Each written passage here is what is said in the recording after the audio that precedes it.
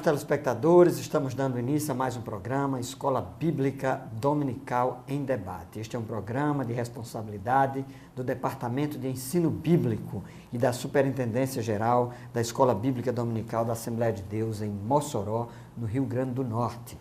Nós estamos estudando ao longo deste trimestre Jesus, o homem perfeito, o Evangelho de Lucas, o médico amado. Na semana passada, nós estudamos a primeira lição, tratando a respeito da contextualização deste evangelho. Na aula de hoje, que é a aula de número 2, nós iremos estudar o nascimento de Jesus. Esse é o título da nossa aula, será o assunto que nós iremos estudar hoje. O texto áureo que se encontra no livro de Lucas, ou no Evangelho segundo Lucas, capítulo 2, versículo 7, diz assim no texto sagrado: E deu à luz o seu filho primogênito, e envolveu-o em panos, e deitou-o numa manjedoura, porque não havia lugar para eles na estalagem. Verdade prática: Deus revelou seu amor à humanidade ao enviar a este mundo o seu Filho Jesus. Muito bem, o programa Escola Bíblica Dominical em Debate está apenas começando. Continue conosco, voltaremos logo em seguida, eu e o professor Soares, para dar continuidade ao debate. Fique conosco.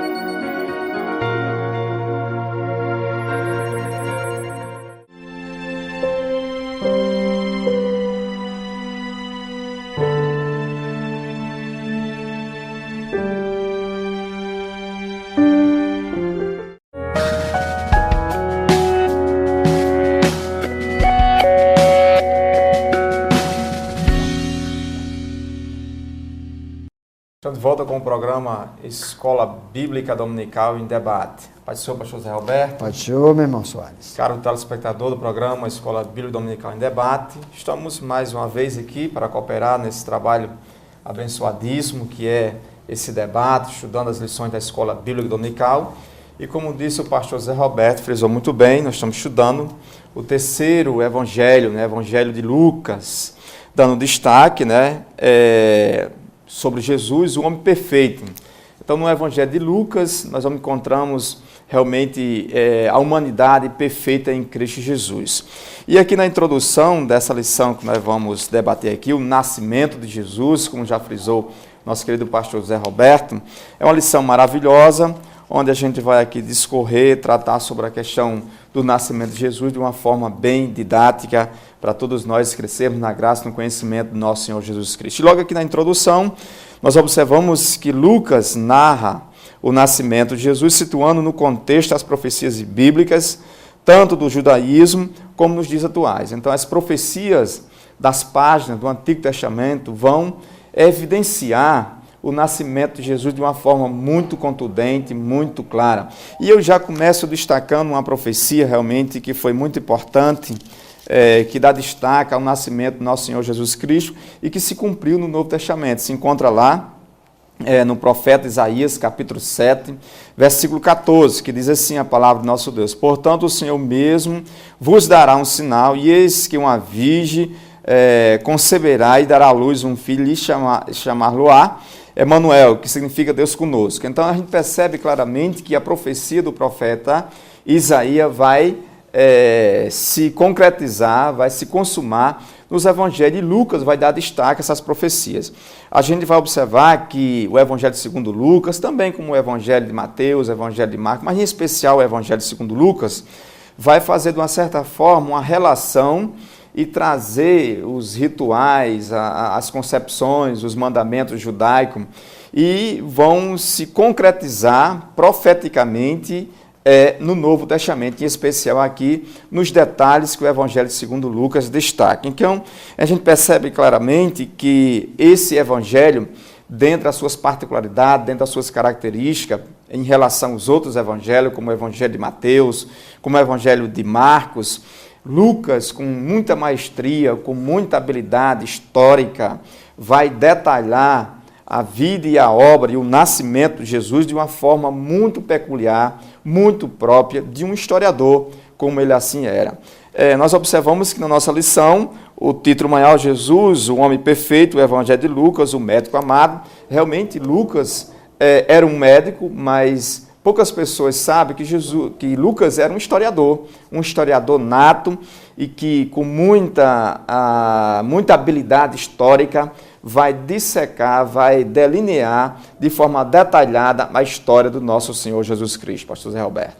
É isso mesmo, professor Soares, e nos chama a atenção nesse texto que Lucas, além dele ser teólogo, ou melhor, além dele ser historiador, além dele ser médico, ele é também teólogo. E teólogo aqui nós estamos utilizando no sentido amplo do termo. Ele é alguém que levanta os dados, os fatos históricos e os interpreta à luz da doutrina, à luz da revelação de Deus aos homens. E ele se utiliza na sua narrativa de recursos proféticos, é o ponto 1.1 da nossa lição, de recursos proféticos e de recursos poéticos. Então o texto aí do capítulo 1 de Lucas está recheado de poesia. Nós temos aí, por exemplo, o Magnificat de Maria, o Cântico de Maria, e temos também o Benedictus de Zacarias, que é um cântico no qual Zacarias louva e glorifica a Deus. Nesse Cântico de Maria, o texto começa dizendo aqui no capítulo 1, versículo 46, então disse Maria, depois que ela recebe a mensagem do anjo, a anunciação, dizendo que ela seria mãe do Salvador: a minha alma engrandece ao Senhor e o meu espírito se alegrou em Deus, meu Salvador, porque contemplou na humildade da sua serva, pois desde agora todas as gerações me considerarão bem-aventurada, porque o poderoso me fez grandes coisas, santo é o seu nome. Então aqui está no texto bíblico, nós os evangélicos não fazemos oposição a Maria, ao contrário do que algumas pessoas costumam dizer, nós apenas não admitimos a adoração que se dá a ela, em alguns casos, às vezes, até uma colocação tão alta que ele chega a dar uma atribuição de divindade. Então isso nós não fazemos. Maria é e foi, ou mais especificamente foi, a mãe do Salvador. Agora ela merece o nosso respeito, a nossa consideração, porque foi serva do Senhor, foi escolhida para ser a mãe de Jesus, e nós vemos aí ela atribuindo a glória, o louvor e a honra ao Senhor nosso Deus. Então esse cântico, que é um cântico de natureza poética, de acordo com as características da poesia hebraica, com os seus paralelismos, com as suas riquezas aí de concatenação de ideias sobrepostas, nós vemos aí também uma mensagem que está atrelada a profecia, a mensagem profética, ela é importante no contexto do judaísmo, porque ela apontava desde a antiguidade, os profetas já antecipando, já vaticinando a vinda do Messias prometido, daquele que haveria de vir no futuro para salvar a humanidade. Então, professor Soares, nesses cânticos aí de Maria e de Zacarias, nós já testemunhamos, digamos assim, a antecipação, a mensagem profética do Messias que haveria de vir, que é não outro mais o nosso Senhor Jesus Cristo. Né? Exatamente. Né? As profecias, elas vaticinaram, né? Elas evidenciaram bastante a pessoa bendita e eterna de Jesus. E Maria, bem-aventurada, realmente Maria foi agraciada, como assim Isabel, né? A sua prima, eram da mesma família, vamos dizer dessa forma, e que foram agraciados por Deus. Maria foi concebida de uma forma graciosa, nobre da parte do nosso Deus, para ser a geradora, né, do nosso Senhor Jesus Cristo, que é o nosso objetivo de estudo aqui, o nascimento de Jesus. E aí, pastor Zé Roberto, caro telespectador, o Evangelho segundo Lucas é um evangelho extraordinário. É um evangelho extraordinário porque vai nos descortinar de forma detalhada muitas manifestações sobrenaturais. E aqui no tópico 2.1 da nossa lição, a restauração do Espírito Santo, né, profético, já observamos que a teologia lucana dava ênfase, dava destaque de sobremaneira a pneumatologia, a doutrina do Espírito Santo, com muita ênfase propriamente dito. Nós observamos que nesse contexto, de sobremaneira, em detrimento dos outros evangelhos, Lucas vai dar um destaque ao Espírito Santo. E no seu primeiro evangelho, né, o primeiro volume, que é o Evangelho segundo Lucas, e no segundo volume, no caso, Mateus, Marcos, Lucas e João, destacando Mateus, Marcos e Lucas, evangelhos sinóticos, porque apresentam uma certa semelhança no relato, no registro da pessoa de Jesus de Nazaré, destacando um pouco aí o Evangelho segundo João, que vai dar uma ênfase mais transcendental, né, mais teológica, propriamente isso não significa dizer que os outros não dão uma ênfase teológica. Mas, caro telespectador, destaca a questão da atuação do Espírito Santo no seio, aqui destacada aqui por Lucas, e também no seio da igreja propriamente dita. Então, a igreja, no segundo volume de Lucas, na autoridade e no poder do Espírito Santo de Deus, vai ser uma vertente bastante forte. Então, Lucas destaca a questão do Espírito Santo e é merecido de nota por nossa parte aqui, e de acordo com a orientação do nosso comentador da nossa lição, aqui nos orientando nesse sentido. Então, encontramos 17 referências do Espírito Santo no terceiro evangelho, 54 no livro de Atos dos Apóstolos, em detrimento dos outros evangelhos, como o caso Mateus e Marcos, que dá uma referência menor. Então, isso é um destaque relevante, pastor Zé Roberto, dado pelo apóstolo Lucas, concernendo a questão da pneumatologia, doutrina do Espírito Santo. É isso mesmo. Então, de certo modo, a gente pode considerar Lucas como um evangelista ou como um escritor bíblico pentecostal. Pentecostal no sentido que ele dá ênfase à atuação e ao poder do Espírito Santo. O próprio Jesus, ele foi gerado no ventre de Maria por obra do Espírito Santo. O Espírito Santo move as pessoas para testemunharem da palavra de Deus. Então, tanto no livro ou no Evangelho segundo Lucas, quanto na narrativa de Atos dos Apóstolos, nós vemos uma atuação direta do Espírito Santo, de modo que alguns teólogos dizem até que o livro de Atos, que também é da pena ou da autoria de Lucas, ele poderia muito bem ser chamado ou denominado de Atos do Espírito Santo. Então, a ênfase pneumatológica, ou seja, do Espírito Santo, na narrativa de Lucas é muito frequente, é predominante.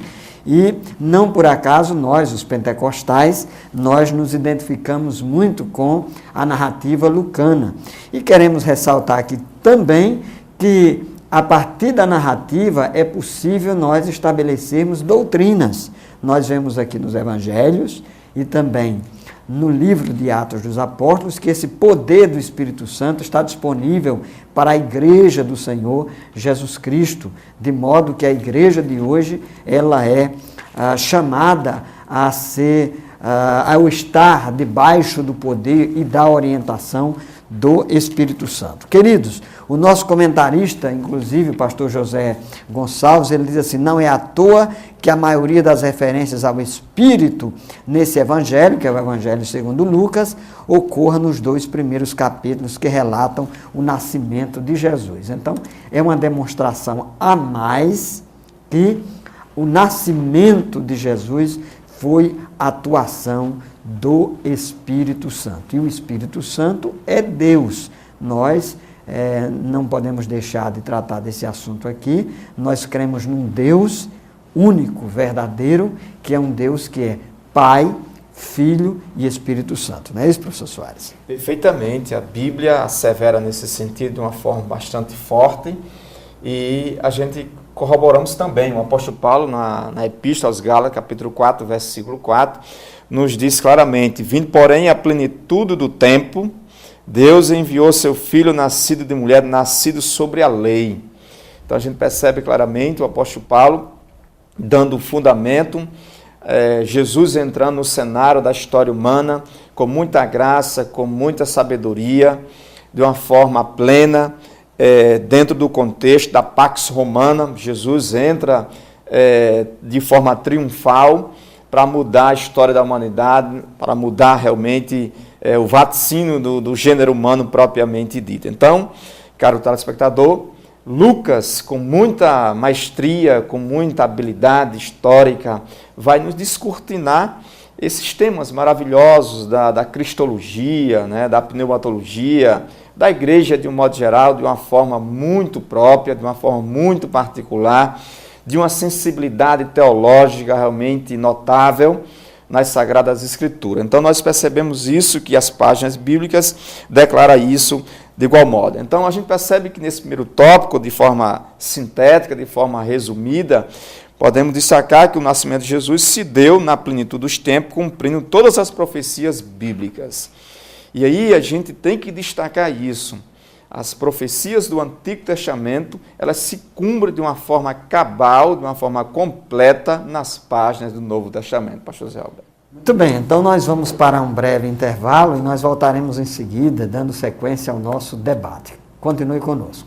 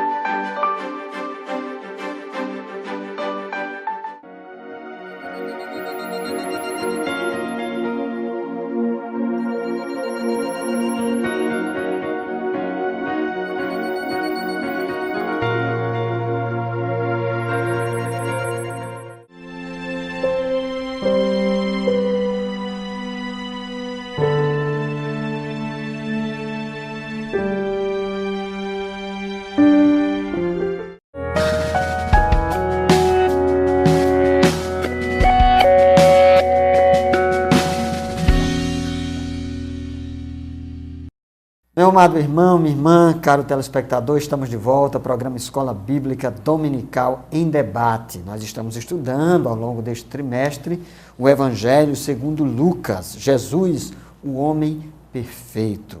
Já estudamos aqui na primeira lição o nascimento de Jesus no contexto profético do judaísmo, das promessas, das expectativas do povo de Israel em relação à vinda do seu Messias e que Jesus chega nesse contexto.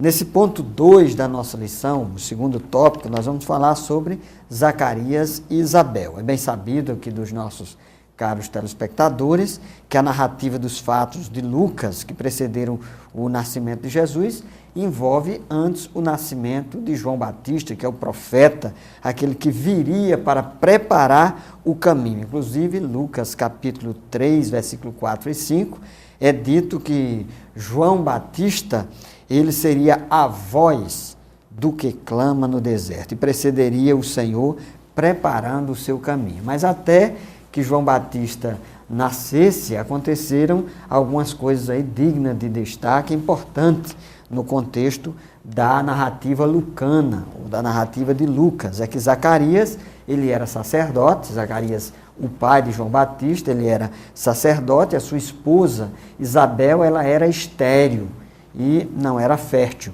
E um grande desejo de Zacarias, e certamente da sua esposa, era que eles tivessem um filho. Isso porque no judaísmo a expectativa em relação ao nascimento de um filho, e especificamente o filho do sexo masculino, filho homem, era importante porque traria aquela expectação, a esperança de repente aquela mãe ser a mãe do Messias, do prometido. E Zacarias não podia ter filhos, a sua esposa também, até que um certo dia ele entra lá no santo lugar do templo para ofertar incenso. Isso acontecia pela manhã e à tarde, e na sua oração ele recebe ali a visitação de um anjo que lhe traz a mensagem, uma mensagem de boa nova, uma boa notícia, dizendo: olha, Zacarias, você vai ser pai. E ele ficou tão absorto, tão espantado com aquela notícia, que ao invés de acreditar, ele descreu. E por descrer, a pena do seu descrédito, da sua descrença, foi que ele não iria falar até que o menino nascesse. E o menino nasceu, professor Soares. E esse menino seria chamado de João, foi o precursor do Messias. Perfeitamente. O relato de Lucas é claro desse aspecto. O precursor do Messias, realmente, João, com muita propriedade, e assim o seu pai Zacarias fica mudo, mas a providência divina, por um costeazinho de tempo, viria e ele ia falar novamente. Então a gente percebe que no registro de Lucas, o Evangelho segundo Lucas, vai destacar vários temas, dentre esse que o nosso querido pastor Zé Roberto explicou de uma forma muito clara, destacando o precursor do Messias, João Batista, a voz que clama do deserto. Então a gente percebe aí claramente a importância dos atos sobrenaturais de Deus na vida das servas do Senhor. Tanto Zacarias, como também José, tanto Isabel como Maria. E é interessante que os escritos lucanos vão destacar, diferentemente do Evangelho segundo Mateus, que era de uma certa forma dando um destaque, um enfoque mais no homem propriamente dito, Lucas ele vai em contrapartida em outra vertente, vai dar um destaque de sobremaneira às mulheres. E aí, enquanto que no Evangelho segundo Mateus dá um destaque aí ao homem, e aqui ele vai destacar as mulheres, a participação desses personagens como Zacarias, como José, como Isabel e Maria vão ser evidentes no Evangelho segundo Lucas, mostrando a importância da manifestação do amor de Deus para com aqueles desvalidos, para aqueles que não tinham tanto destaque, no caso as mulheres, para aqueles pobres. E por falar em pobreza, vamos dizer assim, financeira, a família de Jesus, e aí como foram ofertar um determinado, fazendo parte do ritual litúrgico do judaísmo, não tinham posses, por exemplo, para dar um cordeirinho. E assim o registro lá no livro de Levítico vai destacar que era necessário dar um cordeirinho no sacrifício ou um pombo. Então, nem isso eles tinham condições de fazer. Então, seria a segunda opção? Seria uma rolinha, né? Um pássarozinho, uma avezinha muito simples. Isso aí fala de não ter posses, né? Fala de uma certa forma, de pobreza. Então, o pastor José Gonçalves, nos seus apontamentos, ele destaca essa questão da simplicidade do povo de Deus. O povo de Deus não era aquela pomposidade, não. Maria, José, Zacarias, Isabel, eram pessoas simples, camponeses ali vivendo na Galiléia, ali em Jerusalém, dando destaque à sua vida de devoção, à sua vida piedosa, a sua vida temente a Deus, numa simplicidade pura. Aí me faz lembrar de um grande escritor, C.S. Lewis, no seu grande livro clássico, que ele destaca dizendo que o cristianismo é simplicidade e pureza.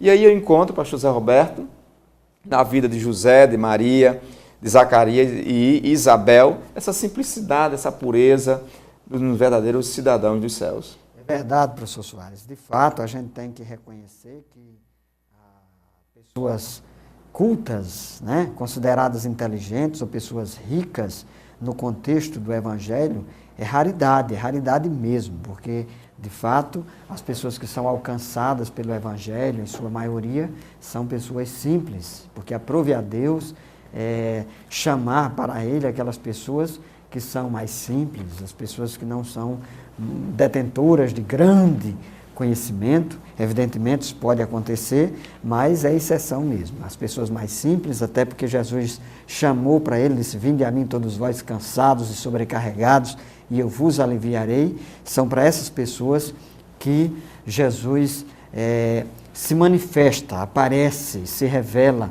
E evidentemente nós temos pessoas de uma condição abastarda digamos assim, no rol dos seguidores de Jesus, pessoas estudadas, estudiosas, como é o caso de Paulo, mas essas pessoas, geralmente pessoas que têm uma condição abastarda, pessoas que têm uma condição financeira melhor, pessoas que se consideram grandes sábias, que estudaram, que fizeram faculdade, etc. e tal, às vezes as pessoas não querem se dobrar à simplicidade do Evangelho. Acham que o Evangelho é simples demais. E por isso que Paulo disse mesmo que para algumas pessoas ele é considerado loucura. Os gregos querem sabedoria, os judeus querem sinais, mas Deus nos deu a cruz e nos deu o Evangelho de Jesus na sua simplicidade. Muito bem, o ponto aí 2.2 da nossa lição trata a respeito de José e Maria. Então, depois de 6 meses após o anúncio de que Zacarias e Isabel teriam um filho, o anjo Gabriel aparece, é enviado por Deus, e aparece a Maria, a serva do Senhor, se revelando para ela e dizendo que ela vai ser mãe. E dizendo mais, olha, o que será gerado em ti será por obra, atuação do Espírito Santo, sem necessidade de relacionamento sexual. E Maria, de repente, está grávida através de uma atuação sobrenatural, de atuação do Espírito Santo.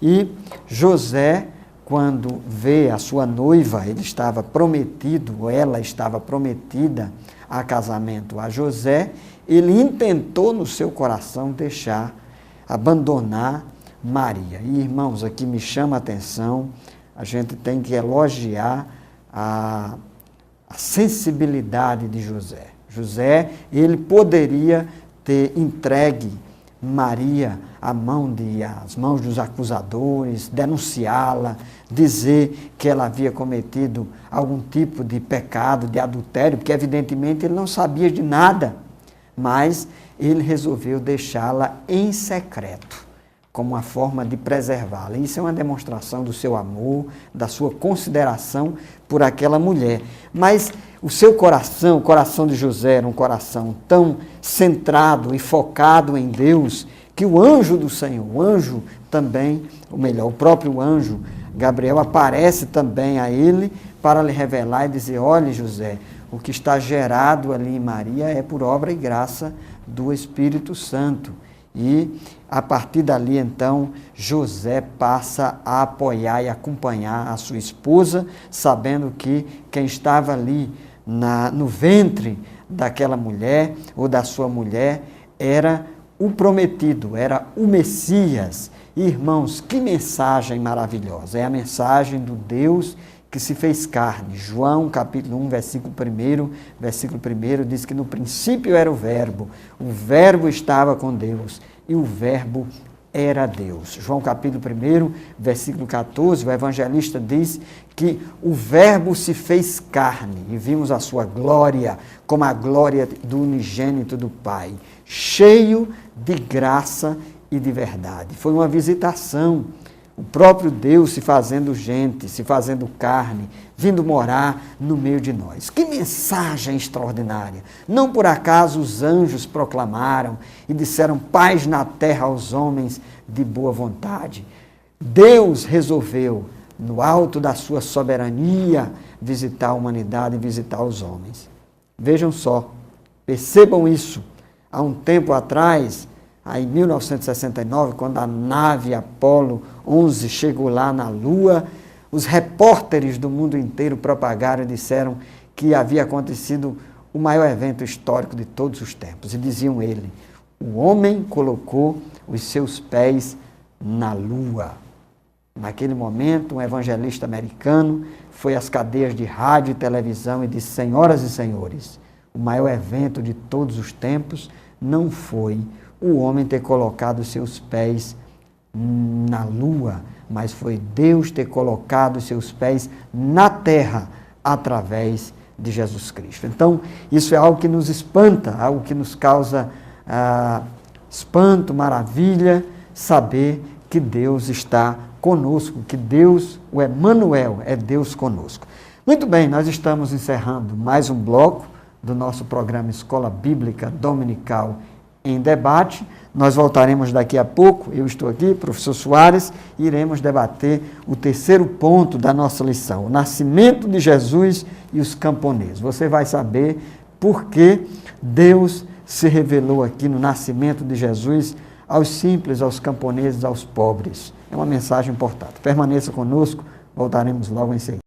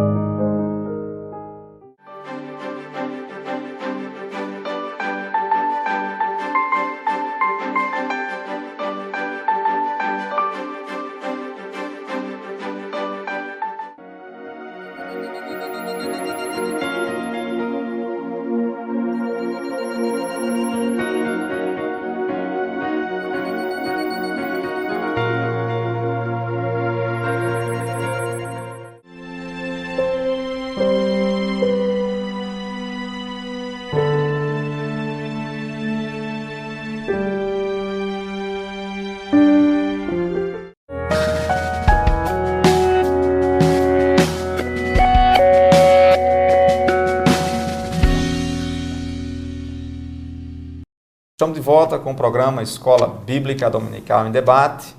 Estamos estudando nesse segundo trimestre mais abençoado também, Jesus, o homem perfeito, o Evangelho de Lucas, o médico amado, o historiador amado, Lucas. O Evangelho segundo Lucas nos descreve de sobremaneira o nascimento de Jesus de uma forma com muitos detalhes, com muitas variantes, evidentes, claras, fatos contundentes, históricos, que nos enche de graça, nos enche de sabedoria, nos mostra a verdade em Cristo Jesus. E aqui no tópico 3 da nossa lição, o nascimento de Jesus e os camponeses. E aí, no tópico 1.3, nós destacamos a nobreza dos pobres. É um fato de fácil constatação, o destaque que os pobres recebem do Evangelho de Lucas. Quando deu início ao seu ministério, Jesus fez dizendo as seguintes palavras: o Espírito do Senhor é sobre mim, pois que me ungiu para evangelizar os pobres. O Evangelho de Lucas, capítulo 4, versículo 18. Então, a gente percebe que desde o primeiro tópico dessa lição, aliás, desde a primeira lição aqui debatida com o pastor Zé Roberto, o pastor Fábio, destacando de sobremaneira as características desse evangelho. Diferentemente de Mateus, dando uma ênfase, ao messianato de Jesus, destacando Jesus para os judeus, Marcos, Evangelho de Marcos, destacando para os romanos como servo, sofredor. Aqui Lucas vai trazer uma mensagem, vai trazer realmente algumas verdades inconfundíveis, inconteste, do nascimento de Jesus, da vida de Jesus para os gregos. E esse evangelho é direcionado a um personagem que aparentemente é enigmático, mas não é. Teófilo, logo no primeiro versículo, ele destaca, era uma autoridade de grande importância, que Lucas direciona o seu evangelho, trazendo instruções, orientações, para que ele, de fato, se firmasse na verdade do cristianismo, porque elas são evidentes, elas são claras, da parte do nosso Deus. Então, nós observamos aqui que a nobreza nos pobres parece um paradoxo, pastor José Roberto, onde aqui Lucas coloca em xeque, onde Lucas coloca em evidência a importância daquele desvalido, daqueles marginalizados, daqueles que não tinham espaço, onde os holofotes estavam focando nos mesmos. Então, Lucas destaca os pobres, pastor José Roberto. É isso mesmo, professor Soares. Nós não podemos deixar de destacar com o evangelista Lucas o papel que este evangelista dá às minorias. Por exemplo, as mulheres, as crianças, os gentios, os leprosos, os próprios samaritanos, são pessoas que estavam à margem da sociedade daquela época, e Lucas faz questão de destacar o papel inclusivo, a atuação inclusiva de Jesus em relação a essas pessoas. Nós temos um movimento aí muito conhecido e que surgiu inclusive aqui na América Latina, que é a famosa teologia da libertação. Um dos problemas da teologia da libertação é que ela se fundamentou principalmente na perspectiva marxista, e a alguns pontos ela fazia uma leitura dos evangelhos meramente a partir de uma fundamentação marxista. E nós não podemos ler o evangelho a partir de uma ideologia humana. Mas, por outro lado, nós precisamos ser sinceros, e uma exegese apropriada, ou seja, uma interpretação apropriada da Bíblia, tem que atentar para aquilo que a Bíblia revela e aquilo que a Bíblia diz, e as intenções do narrador ou do escritor bíblico. E quando nós lemos o texto de Lucas, nós não podemos negar também que Lucas ele dá atenção, mostra Jesus se identificando com as pessoas mais pobres. E os pobres aqui são os pobres mesmos, aqueles que não tinham uma condição financeira, não tinham uma vida regalada. Então, inclusive, nós vamos estudar aí mais adiante que Jesus, ele às vezes criticava os ricos, porque os ricos às vezes se fiavam, como acontece ainda hoje, nos seus pertences, nas suas propriedades, e se distanciavam de Deus.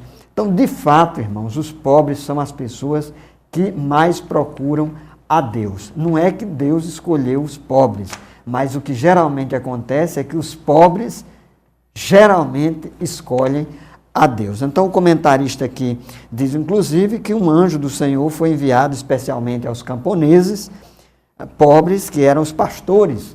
Os pastores estavam ali cuidando do seu rebanho. Os pastores não eram bem vistos pela sociedade, a comunidade judaica, porque eram pessoas que estavam ali no campo, pessoas inclusive que eram consideradas impuras, porque estavam ali no trato com os animais. Mas foi justamente para essas pessoas que Jesus se revelou e que a mensagem angelical chegou, trazendo para eles a boa notícia de paz entre os homens, uma notícia alegre de que em Belém havia nascido o Salvador do mundo. Então, professor Soares, de fato, o Evangelho de Jesus Cristo, segundo a narrativa lucana, é um evangelho que mostra Jesus como o Salvador da humanidade, o Salvador dos homens e aquele que se aproxima dos pobres, porque justamente os pobres, as mulheres, as crianças, são as pessoas que o escolheram e que se aproximaram de Jesus. Verdade. Lucas dá esse destaque de sobremaneira, mostrando que o evangelho é para os pobres. É para aqueles que de fato creem no e reconhecem o senhorio do Salvador do mundo, Jesus de Nazaré. Então a gente percebe, cara, telespectador do programa Escola Bíblica Dominical, que Jesus entra em cena de forma grandiosa. E aí o pastor Zé Alberto destacou de sobremaneira que não existe na face da terra um evento tão impactante, tão transformador, influenciador, do que Jesus ter entrado como Deus no cenário da humanidade. E é por isso que Lucas, com sua veia histórica, vai destacando de sobremaneira essas qualidades do Mestre Jesus. Jesus ia crescendo com muita graça, com muita estatura, com muita sabedoria da parte do nosso Deus, instruindo. E aqui, sempre dando destaque no Evangelho de Lucas, as minorias, como o pastor Zé Roberto enfatizou de uma forma maravilhosa, destacando a condição social. O Filho de Deus dedicou total atenção às minorias do seu tempo, às mulheres, às crianças, como foi destacado aqui pelo nosso querido pastor Zé Roberto. Então a gente percebe claramente que nós, como cristãos, temos que ser sal e luz do mundo, levando a boa notícia, levando as bem-aventuranças do nosso Senhor Jesus Cristo nos quadrantes da terra, com muita graça, com muita saúde espiritual. E Lucas aqui vai nos instruir nesse sentido, para que possamos ter uma vida de simplicidade, de poder na autoridade do Espírito Santo de Deus, mas acima de tudo com simplicidade, como os servos simples, sendo sal da terra, sendo luz do mundo, trazendo a verdade de Cristo Jesus. Então, Cristo aos carentes necessitados, pois eles reconheceram o amor de Cristo mediante as nossas ações. O tópico 2.3 da nossa lição trata sobre a realeza do Messias, a mensagem angélica anunciada pelos pastores que se encontravam no campo era que havia nascido na cidade de Davi. Então a cidade de Davi era uma cidade especial, uma cidade. Jesus nasce em Belém da Judéia. Então a gente percebe que essa cidade está localizada cerca de 10 quilômetros ao sul de Jerusalém. Belém era chamada Efrata nos dias de Jacó, nos dias de Raquel. Então a gente percebe que era uma cidade muito importante para nós que somos cristãos, para os judeus de modo geral. Muito bem, o fato de Jesus ter nascido em Belém é importante, porque Belém era a cidade do Deus Davi, ou melhor, a cidade do rei Davi. Inclusive estava prometido, havia uma profecia, está lá em Miqueias, capítulo 5, versículo 2, que na pequenina cidade de Belém, Jesus, ou melhor, o Messias nasceria. E foi lá onde Jesus nasceu. Belém, em hebraico, quer dizer casa de pão. E foi naquela cidade ali que nasceu aquele que é o pão da vida. Jesus é o pão da vida que nasceu em Belém. E por nascer em Belém, Davi, que era daquela cidade, Davi, ele foi o grande rei de Israel, o monarca reconhecido e respeitado em Israel. Jesus faz parte dessa genealogia. Lucas capítulo 3, versículo 23 a 38, ali na genealogia de Jesus, Lucas faz questão de ressaltar que Jesus vem daquela linhagem. Ele é descendente do rei Davi. E ao ser descendente do rei Davi, Jesus também é rei. E aí é quando nós dizemos aqui, Jesus é rei. E se ele é rei, ele é o rei de nossas vidas. Evidentemente, quando ele nasceu em Belém, ele estava ali lá na manjedoura. A manjedoura era uma espécie de coxo, onde colocava ali o alimento para os animais, numa estrebaria, um local onde se colocava ali palha, feno, onde os animais ficavam, porque não houve lugar nas estalagens da cidade para receber o rei dos reis. Ele foi dispensado, porque a cidade estava muito cheia por causa de um censo que havia sido determinado pelo governante, e Jesus não teve um lugar para ficar. Aproveitamos aqui para deixar uma mensagem que geralmente nós repetimos durante o Natal. Não houve lugar nas estalagens para Jesus. Jesus foi dispensado e ele teve que ficar ali junto com os animais. E a grande pergunta que nós fazemos a você, meu caro telespectadora, é: será que Jesus tem lugar na sua vida? Será que você abre o seu coração e deixa Jesus entrar?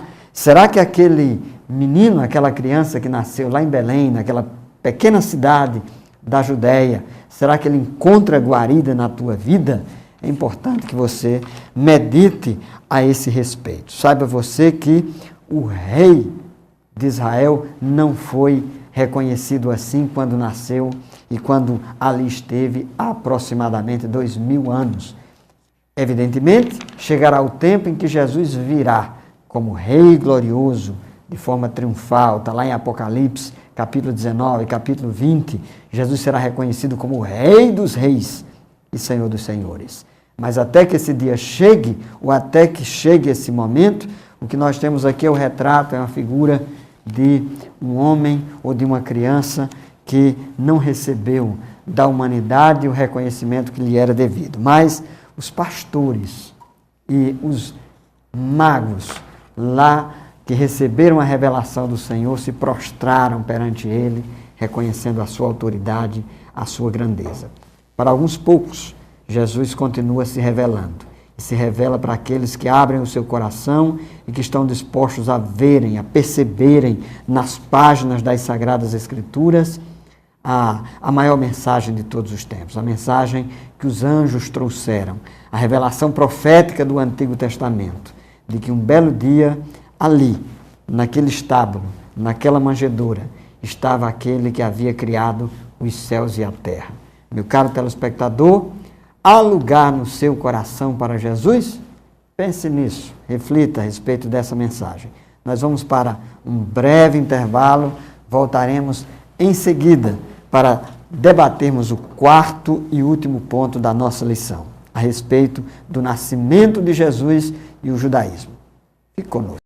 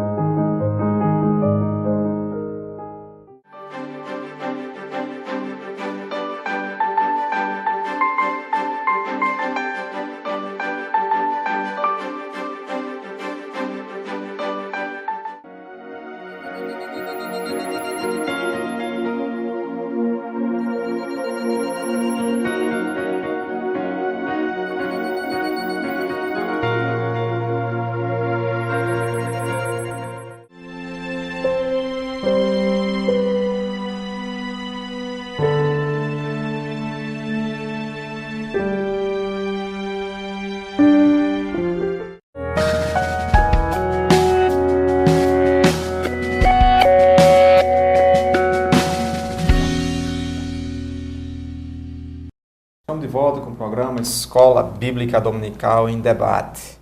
Estamos estudando nesse segundo trimestre o Evangelho segundo Lucas, né?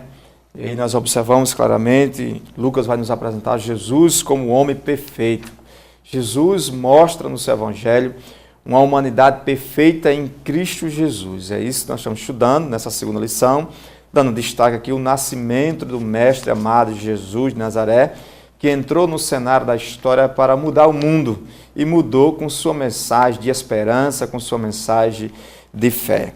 O tópico 4 da nossa lição, o nascimento de Jesus e o judaísmo. Jesus era judeu e a gente percebe claramente isso em vários registros dos evangelhos e das epístolas paulinas. No tópico 1.4 da nossa lição, judeus piedosos. Lucas mostra que o nascimento de Jesus aconteceu sobre o judaísmo piedoso. Ele ocorre dentro do contexto daqueles que alimentavam a esperança messiânica. São pessoas piedosas que aguardavam o Messias quando ele se revelou e está prontamente. E reconhece primeiramente em Lucas, cita Zacarias, um sacerdote piedoso, sua esposa. Então a gente encontra personagens piedosos como Maria, como José, como Simeão, como Ana, como Isabel. Então a gente percebe claramente que os judeus piedosos eram homens e mulheres de uma simplicidade realmente contagiante. Então aqui nós destacamos nesse tópico 1.4 da nossa lição, de sobremaneira, esse judaísmo piedoso, na figura de Maria, de José, de Isabel, de Zacarias, de Simeão, de Ana, destacando esse judaísmo de uma simplicidade contagiante para todos nós, trazendo lições maravilhosas. As Escrituras sublinham que ambos eram justos diante de Deus e viviam irrepreensivelmente nos preceitos e mandamentos do Senhor. Lucas destaca isso no capítulo 1, versículo 6. Lucas apresenta também Simeão, outro judeu piedoso de Jerusalém. A ele foi revelado pelo Espírito Santo de que não morreria antes que o visse a pessoa bendita e eterna do Messias, Jesus, o Salvador da humanidade. E aí o registro de Lucas nos mostra claramente quando ele realmente teve contato com o menino Jesus. Realmente eu fico até imaginando como seria o quadro, pastor José Roberto, realmente de alegria. Imagine você realmente ter um contato assim, físico, pessoal, com o Salvador do mundo. Dá para pensar um pouquinho?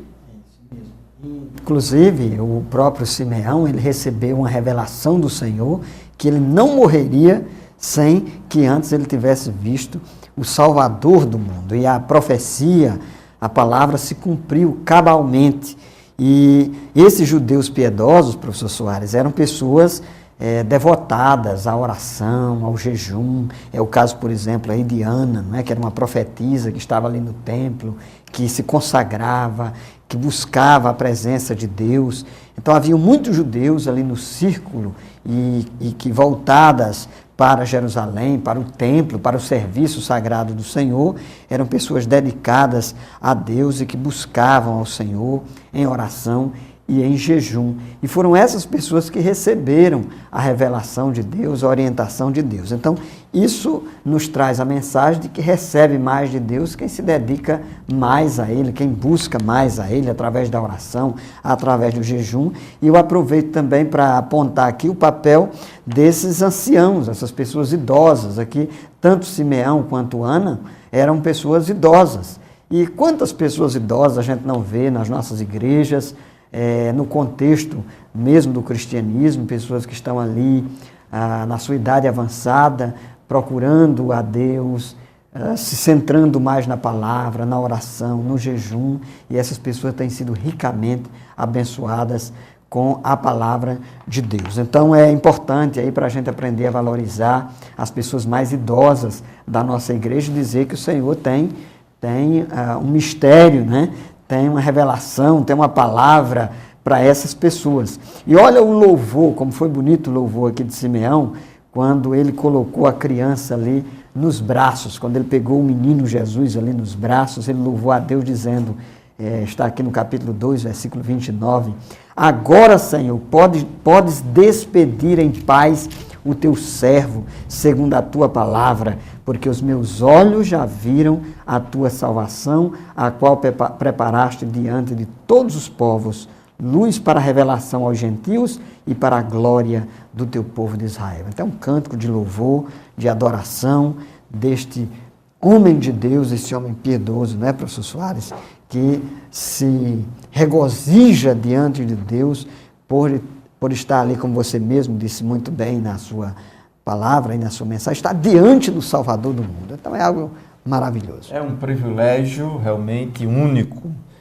E aí a gente percebe claramente que esses personagens importantes que nos legaram essas experiências gloriosas, pastor Zé Roberto, nos anima, né? Aumenta a nossa fé, a sua vida simples, a sua vida piedosa, a sua vida de jejum, de oração, dedicada ao Senhor. E isso é motivo para nós abstrairmos lições positivas para a nossa prática. Então, em síntese, pastor José Roberto, nós observamos que Jesus está no centro da mensagem lucana. É verdade. E que Jesus, ele nasceu no contexto dos rituais sagrados do judaísmo, né? Nós vemos aí nesse ponto 4, ponto 2 da nossa lição. Primeiramente, vale ressaltar que Jesus era judeu. Tem gente que esquece desse importante detalhe, né? Jesus era judeu, ele foi criado dentro do judaísmo. Jesus foi circuncidado ao 8º dia. Jesus foi apresentado no templo como as demais crianças judias. Então, Jesus fez parte da religiosidade judaica, é algo que nós ainda vamos desdobrar e vamos falar a partir da próxima semana, dando continuidade à nossa lição. Jesus cumpriu a lei de Moisés. Ele não veio para abolir a lei, mas para cumprir a lei. Nós, inclusive, estudamos a esse respeito na lição do trimestre passado. Então, é preciso entender a própria religião judaica para a gente poder compreender os passos, a vida e como Jesus andou e como ele se posicionou no contexto daquele povo e daquela nação e daquela religião, professor Soares. Verdade, a gente percebe que o comportamento de Jesus como judeu, Jesus cumpriu a lei. Nós vimos isso no primeiro trimestre, na nossa lição, tratando sobre os 10 mandamentos, valores divinos para uma sociedade em constante mudança. E aqui Lucas, dando continuidade na mensagem do Mestre Jesus, mostra que a mensagem lucana é uma mensagem cristocêntrica, olhando aí para todas as características da sua mensagem, das boas notícias, destacando de sobremaneira e coloca Jesus no centro da história. No centro da história e vai transformar a história. Deus é Senhor da história. Deus contraria a lógica humana.